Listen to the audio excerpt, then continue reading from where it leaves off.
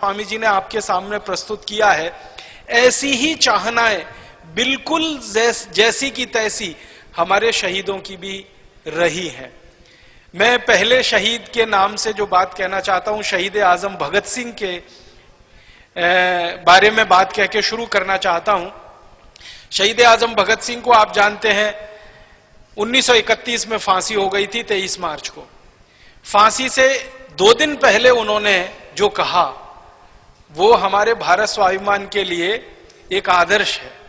फांसी से पहले उन्होंने कहा कि मैं कह रहा हूं, आप इसको दर्ज कर लीजिए। उनके पास मिलने के लिए कुछ लोग गए हैं तो उनसे बात करते हुए कह रहे हैं कि मैं कह रहा हूं और आप ये दर्ज कर लीजिए कि अंग्रेज अब हिंदुस्तान में 15 साल से ज्यादा नहीं रह पाएंगे और ये 15 साल के बाद भारत से अपने आप छोड़कर चले जाएंगे।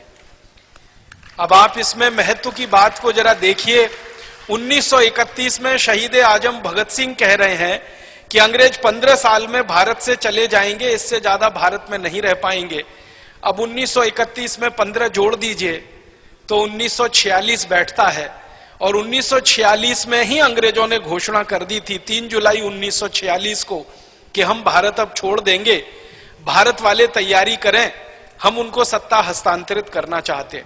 तो 3 जुलाई 1946 को अंग्रेजों की घोषणा हो गई थी, अंग्रेजों की पार्लियामेंट की तरफ से घोषणा हो गई थी और शहीद आजम भगत सिंह ने 15 साल पहले 1931 में यह कह दिया था कि 15 साल से ज्यादा अंग्रेज नहीं रहेंगे।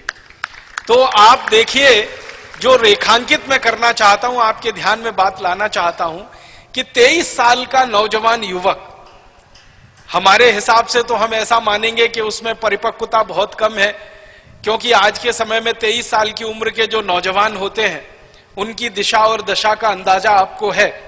उस जमाने में 23 साल का नवयुवक देश के बारे में इतनी बड़ी बात कह रहा है, ये एक बात। दूसरी बात उन्होंने उससे भी ज्यादा बड़ी कही। ये तो एक वाक्य कहा उन्होंने, दूसरी बात इससे भी ज्यादा बड़ी कही।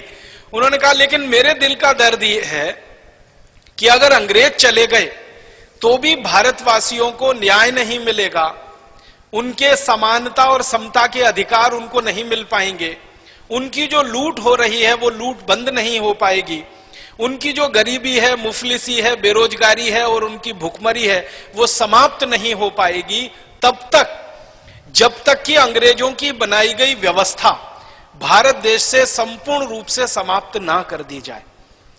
मसाले सच सच